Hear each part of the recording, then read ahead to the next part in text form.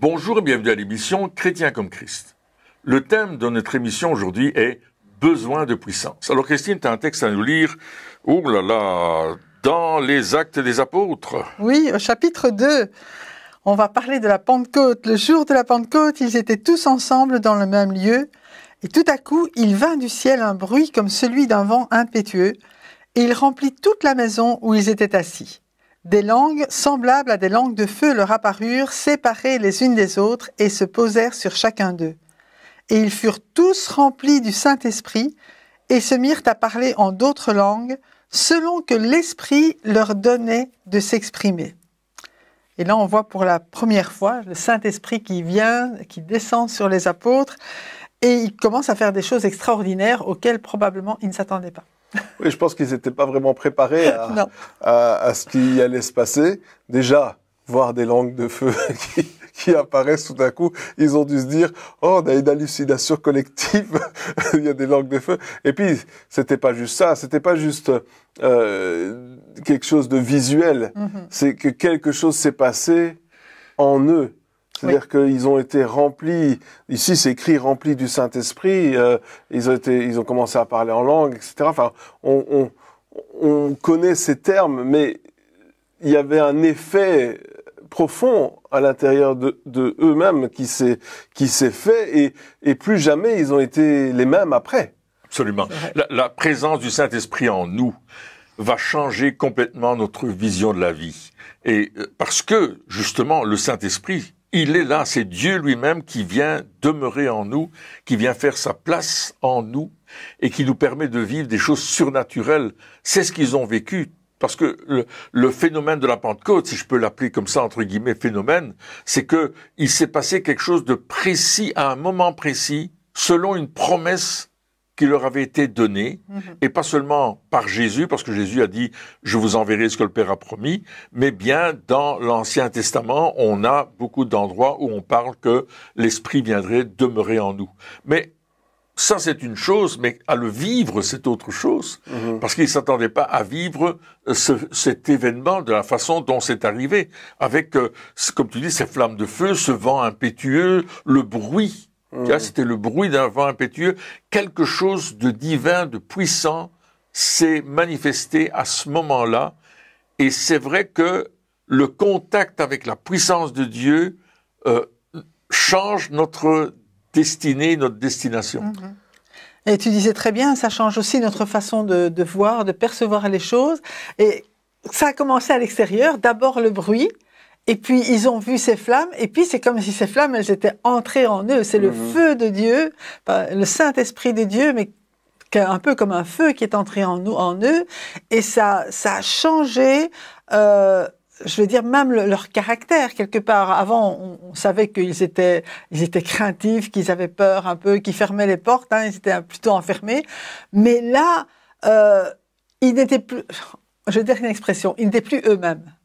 C'était vraiment le Saint-Esprit qui s'était emparé d'eux pour qu'ils deviennent ce que Jésus, ce que Dieu voulait qu'ils soient. Oui, ici on est dans le contexte, on parle de salut, de guérison, de délivrance, mais ici ils avaient une mission quelque part. C'est ça. Ils avaient une mission de prêcher l'évangile à toute la création, aller d'abord ici, puis en Jérusalem, en Samarie, en Galilée, aux extrémités de la terre, mais c'était quelque chose qui avait l'air vraiment impossible. Enfin, déjà, comme tu le disais, ils avaient peur de sortir de chez eux. Ils se cachaient parce qu'ils avaient peur des représailles, ils avaient peur de la persécution, ils avaient peur de plein de choses. Et du coup, comment ils auraient pu mettre la mission, enfin exécuter la mission avec une peur pareille. Et puis, surtout, on voit qu'ils étaient 120 dans la chambre haute, mais à la base, ils étaient 500 lorsque Jésus leur a donné l'ordre. Donc, quelque part, il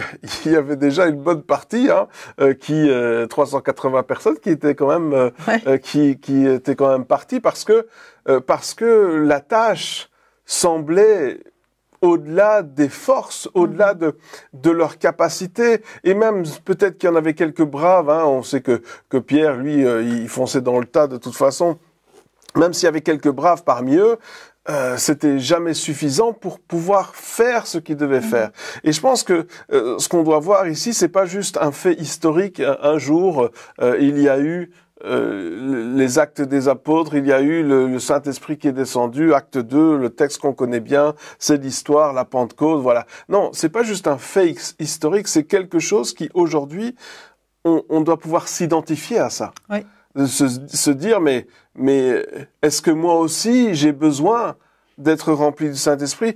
Quelle est ma mission à moi et qu'est-ce que j'ai besoin pour pouvoir accomplir cette mission quelque part? Jésus avait dit aux disciples de ne pas quitter Jérusalem tant qu'il n'avait pas reçu ce que le Père avait promis. Et il dit, vous recevrez une puissance, le Saint-Esprit survenant sur vous, et vous serez mes témoins. Donc il y a vraiment ce besoin de recevoir la puissance du Saint-Esprit sur nos vies pour être un témoin efficace de Jésus-Christ. Et comme tu le disais très bien, c'est à partir de ce moment-là qu'ils vont décider d'accomplir la mission que Dieu leur donne, propulsée par la puissance du Saint-Esprit qui vit en eux maintenant et qui leur donne la capacité, la volonté et aussi le désir de faire ce que Dieu leur demande de faire. Cette puissance de Dieu, c'est pas simplement « Allez, je deviens puissant, là, tu sais, Superman ». Non, c'est pas ça. On a cette puissance de Dieu pour accomplir l'œuvre de Dieu, pas pour rester enfermés. Et là, ils étaient enfermés, mais quand le Saint-Esprit est descendu sur eux, ils ont commencé à exprimer publiquement la puissance de Dieu. Ils ont exprimé publiquement la puissance de Dieu et tout le monde a vu et entendu et le bruit était tellement fort que tous ceux qui étaient dans le temple et peut-être autour du temple sont arrivés là où ils étaient au pied de la chambre haute pour entendre des gens qui racontaient quelque chose qu'ils n'avaient jamais entendu. Parce que le Saint-Esprit va nous surprendre dans la façon de partager l'Évangile. La puissance, la capacité, mais aussi la parole de Dieu qui est prononcée et qui change l'atmosphère de Jérusalem à cette époque, mais encore aujourd'hui, le Saint-Esprit, la puissance du Saint-Esprit, le besoin de la puissance du Saint-Esprit est toujours d'actualité. C'est pour chacun d'entre nous, on en a besoin. Et c'est très important. Amen. En fait, quand Dieu nous demande d'aller jusqu'aux extrémités de la terre, bon, il l'a demandé aux disciples, mais il nous le demande à nous encore aujourd'hui de continuer à propager l'Évangile. Il ne nous laisse pas sans rien. Il nous dit pas, allez-y avec avec vos talents, avec ce que vous pouvez faire. Non, il nous équipe. Et comme il a équipé les disciples, pas seulement les apôtres, mais les 120 qui étaient là, et Pierre va dire plus tard, mais la promesse, elle n'est pas seulement pour nous, elle est aussi pour vous tous qui croyez en lui. Donc, c'est important de savoir que le but de Dieu, c'est de nous équiper pour nous rendre lui-même capable de faire ce qu'il nous a demandé de faire. Il y a cette phrase qu'un pasteur disait, ce que Dieu ordonne, il le donne, mais il nous donne d'accomplir, il nous donne, comme tu le disais, le vouloir et le faire, mais toute la capacité, c'est le Saint-Esprit qui était en plénitude sur Jésus, est venu sur nous pour nous permettre d'accomplir l'œuvre à laquelle il nous a appelés. Oui, c'est vrai que souvent on a l'impression qu'on a besoin de méthodes pour pouvoir accomplir ce que Dieu nous demande de faire quelque part. On a besoin de cours, d'apprentissage, de connaître comment on fait les choses. Et si c'est vrai que c'est important de connaître la Bible, d'apprendre la parole de Dieu, etc. Je pense que des fois on va un petit peu trop loin dans la méthodologie, c'est-à-dire de dire ah oui, ok, si je parle comme ça, eh bien les gens vont réagir comme ça. Si je dis ça, il va y avoir une telle réaction. Si on fait comme ça, il y a ça qui va se passer, etc. Et au lieu d'être dépendant de Dieu quelque part pour les résultats, on est dépendant des méthodes que d'autres ont utilisées qui, à la base, étaient inspirées par Dieu, mais ce qui a fonctionné hier ne fonctionnera pas forcément aujourd'hui, et ce qui fonctionne dans une ville ne fonctionnera peut-être pas dans une autre. Et donc, je pense que c'est important ici, on voit que ce qui s'est passé, comme on l'a dit, rien n'était préparé. Il n'y avait pas de préparation. Ils s'attendaient pas. Pierre ne s'attendait absolument pas à faire un discours ce jour-là. Il l'avait pas préparé. Il l'a pas travaillé pendant des mois en se disant ah oui, je sais ce jour-là, le jour de la Pentecôte. Je vais faire un discours. Il a peut-être là on pourrait dire il a demandé à Jésus avant, vu qu'il le savait, de l'aider après. Non, il y avait aucune préparation du discours. Il y avait rien n'était fait à l'avance. Pourquoi? Parce que il ne savait pas ce qui allait se passer. C'est vrai. Et puis comme tu le disais, c'est le bruit qui a amené la foule. Donc ils ont même pas fait la pub pour que les gens arrivent. Et moi, ça me fait penser à ce réveil où lorsque les gens passaient à côté de l'église ou dans la rue, tout près ou quoi, tout d'un coup, ils arrêtaient leur voiture, ils se garaient et ils fonçaient à l'église sans savoir pourquoi ils étaient attirés à aller là-bas, sans savoir ce qui se passait en eux. Mais pourquoi est-ce que j'ai envie d'aller dans l'église? Je sais pas, mais j'y vais. Et c'est ça qui se passait. Il y a une telle dépendance, non seulement de Dieu pour ce qu'on va faire, donc les discours, les paroles, les prières, peu importe, mais en même temps une dépendance de Dieu pour la réaction de ceux qui sont en face de nous. Et je crois que cette puissance, elle est liée à la dépendance. Je crois pas que l'un va sans l'autre. Je pense qu'on doit vraiment être dépendant de Dieu pour voir la manifestation de Dieu agir. Absolument. Jésus a dit aux disciples, vous serez mes témoins. Il n'a pas dit, vous serez témoins, vous serez un témoin quelconque. Non, vous serez mes témoins. Lorsqu'on reçoit la puissance du Saint-Esprit, comme les disciples l'ont reçu dans la chambre haute, c'est pour être ses témoins à lui.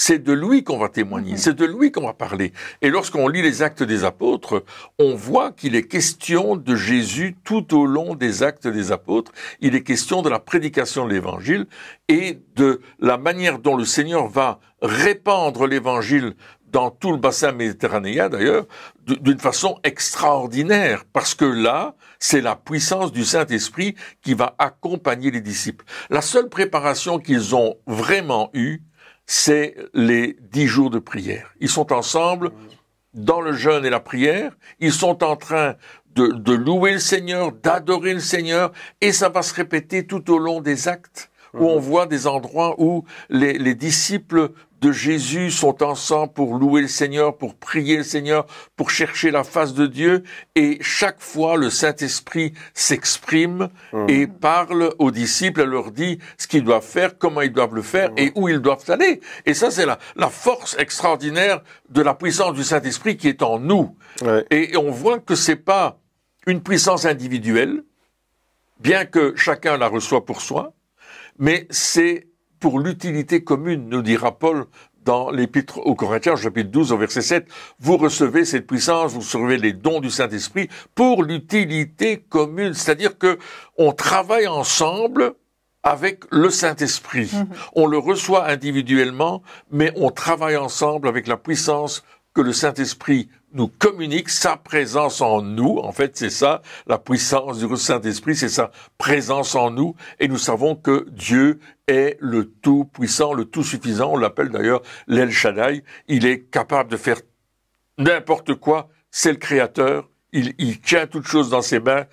Et lorsque nous recevons du Saint-Esprit cette puissance, nous savons que nous recevons ce que Dieu a de meilleur pour nous, tout compte fait. Amen. Et là, quand tu parlais que c'est ensemble, c'est vraiment le corps de Christ qui est bien coordonné, qui est coordonné par le Saint-Esprit, qui est uni par le lien de la paix par le Saint-Esprit, c'est vraiment le Saint-Esprit qui agit. Et plus on laisse de place au Saint-Esprit dans notre vie, plus on va réaliser aussi cette unité, plus on va être des canaux aussi pour sa puissance, plus Jésus va être vu en nous, plus on parlait que nous on diminue, que lui il soit vu.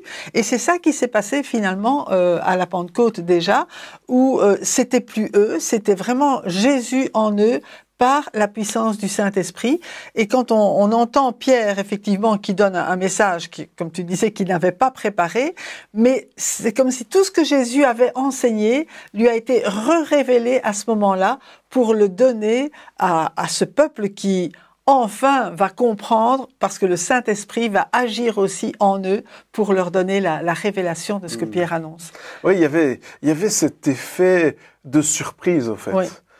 Pour les disciples, il y avait et pour la foule, parce que rien n'était programmé, hein, comme on l'a dit. Il y avait cet effet de surprise, cet effet de on s'attend pas du tout à ça, on sait pas du tout ce qui va se passer. Et une fois que ça arrive, eh bien, on va avec ce qui se passe. Oui. On suit le mouvement quelque part. Et c'est ce qui s'est passé. Ils ont suivi le mouvement, ils ont parlé, et puis il y a des milliers de personnes qui sont données à Jésus ce jour-là. Mais moi, je me demande aussi, bien sûr, beaucoup aujourd'hui ont déjà été touchés par le Saint-Esprit, ils ont déjà reçu le parler en langue, il y a déjà des choses qui ont changé dans la vie, mais des fois je me dis, est-ce qu'on s'attend encore aujourd'hui à la surprise? Ou est-ce que on s'attend à quelque chose qu'on connaît déjà? Est-ce qu'on est ouvert quelque part à cet effet de surprise? Est-ce qu'on est ouvert à ce que le Saint-Esprit fasse quelque chose auquel on s'attend pas, ou est-ce que, vu ce qu'on a déjà vécu dans notre passé, vu les choses que on a vécu avec le Saint-Esprit qui nous sont arrivées, on s'est dit ok, le Saint-Esprit c'est ça, il fait ça comme ça, il fait ça comme ça. Alors ça c'est le Saint-Esprit, ça c'est pas le Saint-Esprit, parce que on s'est fait des schémas, on s'est fait, on a créé une boîte, on a créé un cadre en disant ben voilà, j'ai vu des choses du Saint-Esprit, on m'a appris c'était quoi, j'en ai vécu certaines. Ok, donc je prends tout ça et je mets dans un beau cadre, dans une belle boîte, et je me dis, voilà, ça c'est le Saint-Esprit. Et si ça sort de la boîte, si c'est autre chose que ce que j'ai mis dans mon cadre, eh bien, ça peut pas être ça. Ou alors, je suis prêt à voir ça, mais rien d'autre. Alors que le Saint-Esprit, il veut nous étonner encore et encore. Oui. Enfin, je veux dire, il veut faire des choses nouvelles encore et encore. Lorsqu'on lit les Actes des Apôtres, la suite des Actes des Apôtres, on voit qu'il y a plein d'histoires où c'est vraiment extraordinaire ce qui se passe, parce que à chaque fois, ça sort de l'ordinaire, ça sort du cadre, ça sort de la boîte quelque part. Et est-ce que nous, encore aujourd'hui, on est ouvert à la surprise, où on se dit, et surtout pour les personnes qui sont chrétiens depuis plus longtemps, où on se dit, bon, écoute, j'ai fait le tour, c'est bon, je pense que quand même là, il n'y a plus rien qui peut me surprendre. Moi, je pense que notre attitude, ça devrait être, Seigneur, surprends-nous. Oui. Saint-Esprit, surprends-nous, mais pour pouvoir agir, forcément. Oui, c'est ça. Surprends-nous, surtout que la tâche n'est pas finie. Oui, exactement. Et c'est ça qui est important. Imaginons que les disciples, ils ont vu, ah, mais on n'a jamais vu ça, c'est pas normal. S'ils réagissaient devant l'inconnu, mais je sais pas trop comment ils auraient réagi. Peut-être rien fait. Ils auraient dit, ouais, c'est ça. Organisons un conseil, on va discuter de ça pour voir si c'est bien. Et ça n'aurait rien changé. Mais comme tu dis, on est dans des situations aujourd'hui qui sont nouvelles. Et on a besoin du nouveau, du Saint-Esprit pour accomplir la tâche. Et peut-être une façon de voir est-ce que ça vient de Dieu ou pas, c'est de voir les effets, c'est de voir le résultat. Est-ce qu'il y a des personnes qui se donnent au Seigneur à cause de ça? Est-ce qu'ils s'approchent de Dieu ou bien est-ce qu'ils s'en éloignent avec ce genre de signes?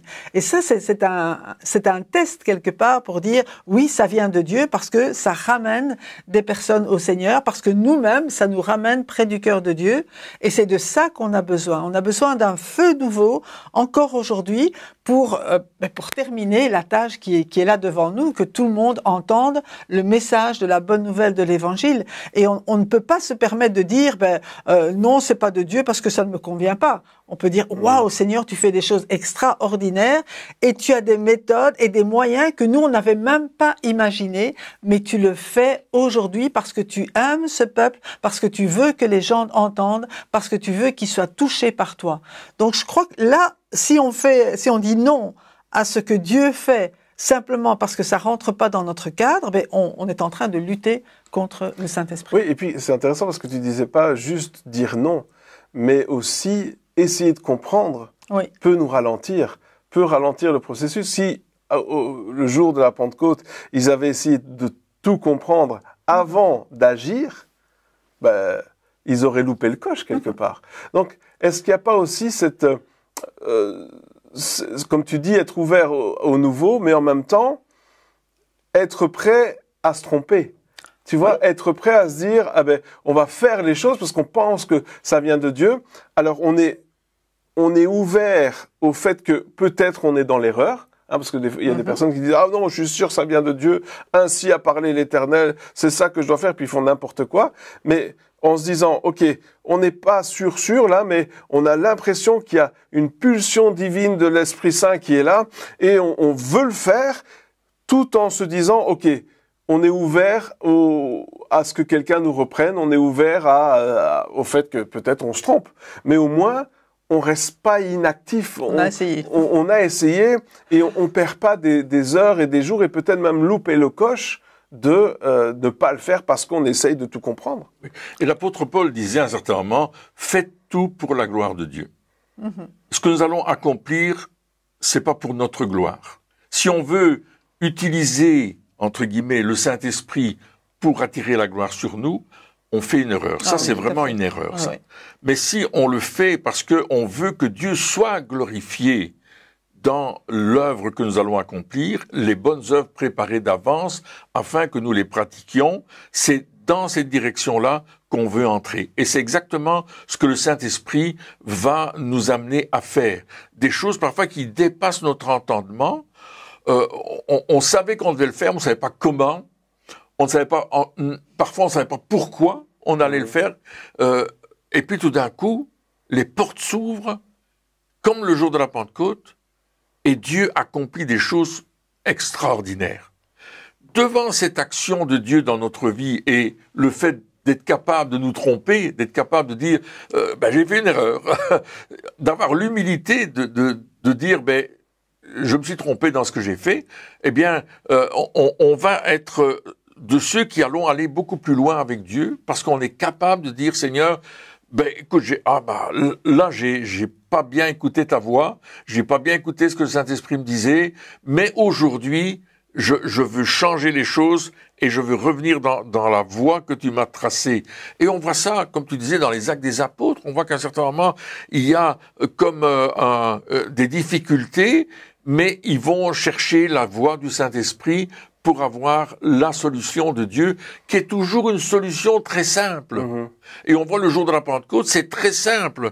Ils sont remplis du Saint-Esprit, et là, ils manifestent quelque chose, ils parlent tous en d'autres langues, et les gens qui viennent de pays étrangers, qui ont d'autres langues, les comprennent, ça, et se disent « Waouh, ça c'est inimaginable ». Alors peut-être que Pierre, il parlait telle langue, Jean parlait telle langue, André telle langue, et ainsi de suite, et d'autres parlaient des langues étrangères, mais ils n'avaient jamais appris ces langues. Mais la puissance du Saint-Esprit était venue sur eux, ils avaient commencé à parler, et ils parlaient des merveilles de Dieu. Ils glorifiaient Dieu. Et c'est ça, faire des choses pour la gloire de Dieu, pour glorifier le Seigneur, et puis après, on laisse le Saint-Esprit agir, et c'est là que 3000 personnes vont se tourner vers Jésus. Ils vont mettre le genou à terre, si je peux m'exprimer ainsi, en disant, on reconnaît qu'il est le Messie, on se soumet à lui, on le reçoit dans notre vie. Waouh, écoute, c'est la première évangélisation de masse qu'on peut lire dans la Bible, mais pas n'importe laquelle. C'est la naissance de l'Église, c'est la naissance que Jésus devient la tête du corps de Christ, la tête du corps. Et puis la puissance ce jour-là. Enfin, souvent, lorsqu'on parle de puissance, on pense, et à juste titre, aux miracles, aux guérisons, etc. C'est ce qu'on voit. Si on dit puissance, Église, puissance, guérison.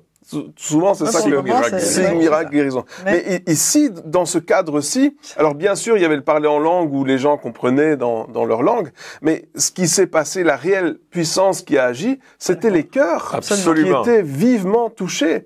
C'est ça. Et ça, je veux dire, c'est quelque chose qui se voit pas à l'extérieur. C'est quelque chose, et je pense que les disciples, ils ont dû se dire, on n'a pas fait exprès. Quand ils ont parlé dans d'autres langues, ils savaient même pas qu'ils le faisaient en plus. Donc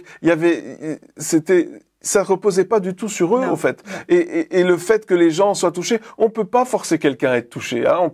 On peut créer des émotions, on peut faire des choses, mais profondément à un point où ça change notre vie, ça c'est pas possible. On peut toucher les émotions des gens qui rigolent ou qui pleurent, hein, on peut le faire, mais qu'il y ait un changement de vie, ça, c'est ça la puissance, Oui. en fait. En fait, le Saint-Esprit agissait conjointement dans les disciples et dans les personnes qui étaient là. Parce qu'il faut penser que ces 3000 personnes avaient renié Jésus quelques jours plus tard. Il l'avait crucifié. Ils avaient dit crucifié. Ils avaient peut-être vu, certains d'entre eux avaient peut-être vu des miracles de Jésus, mais personne ne s'était vraiment donné à lui. Il a fallu que le Saint-Esprit agisse, et il a agi vraiment non seulement dans le message que Pierre a apporté, dans la puissance qui était là, mais il était vraiment, quand Pierre a dit, mais c'est pour vous. Mais le Saint-Esprit était déjà en train d'agir dans leur cœur pour qu'ils reconnaissent que Jésus est le Messie, parce que sans lui, on ne peut pas le reconnaître. Personne ne peut donner sa vie à Jésus si ce n'est déjà par l'action du Saint-Esprit dans sa vie. Ouais, si ça tombe, Pierre, il aurait pu dire n'importe quoi. Non, mais il a dit de bonnes choses. Non, il a dit de bonnes choses, mais parce qu'à la fin, il a dit tout ça, et puis là, à la fin, il avait même pas dit ce qu'il fallait dire, c'est-à-dire comment faire pour être sauvé, Ouais. parce qu'ils ont dit, ok, qu'est-ce qu'on doit faire? Ouais, c'est parce vrai. qu'il aurait dû dire dans son truc que la solution, c'est vrai, il aurait dû dire ce qu'il fallait faire, mais il y a même pas pensé, et c'est eux qui ont apporté la fin du message. Conclusion, qu'est-ce qu'on doit faire? Ouais. Et d'habitude, c'est nous, lorsqu'on prêche, on donne la conclusion, voici ce que vous devez faire, voici comment faire. C'est vrai. Et là, il l'a même pas donné. C'est les gens qui ont dit, mais C'est son premier message. oui, non, mais je veux dire tout Non, ils ça ont été pour dire convaincus que dans leur cœur. oui, c'est ça. C'était la conviction du Saint-Esprit qui agissait dans la vie de chacune de ces Amen. personnes. Amen. Et ça, c'est important. Oui. Ça, De c'est- voir le Saint-Esprit agir dans le cœur des gens, c'est extraordinaire, parce que tu te dis, waouh! Parfois, on dit des choses qu'on ne devrait pas dire. Et puis les gens disent, waouh, c'est ça que j'ai besoin. Tu te dis, Ah ouais. waouh, Saint-Esprit, tu m'as devancé, c'est toi qui as fait le travail. Et c'est à ça qu'on doit s'attendre aussi. Oui, parce que quand Jésus disait « Celui qui croit en moi fera les œuvres que je fais, il en fera même de plus grandes », eh ben ça, c'est vraiment une plus grande œuvre que ce que Jésus a fait quand il était sur terre, quoi. C'est vraiment les cœurs des personnes qui sont touchées. Et il disait aussi, celui qui croit en moi, des fleuves d'eau vive couleront de son sein. Tout ça, la manifestation de tout ça se passe non seulement à la Pentecôte, mais se passe lorsque nous aussi, nous recevons cette puissance, ce Saint-Esprit qui vient sur nous. Ouais, et je pense que c'est vraiment ça, se laisser surprendre par la puissance de Dieu et savoir que il veut agir au travers de nous, il veut agir en nous et au travers de nous pour que nous puissions voir les fruits vraiment de la puissance du Saint-Esprit Amen. par nos yeux, avec nos yeux, quoi. Ouais. Eh bien, chers amis, merci encore de nous avoir suivis pour cette émission et puis on se retrouve bientôt pour la suite. Au revoir.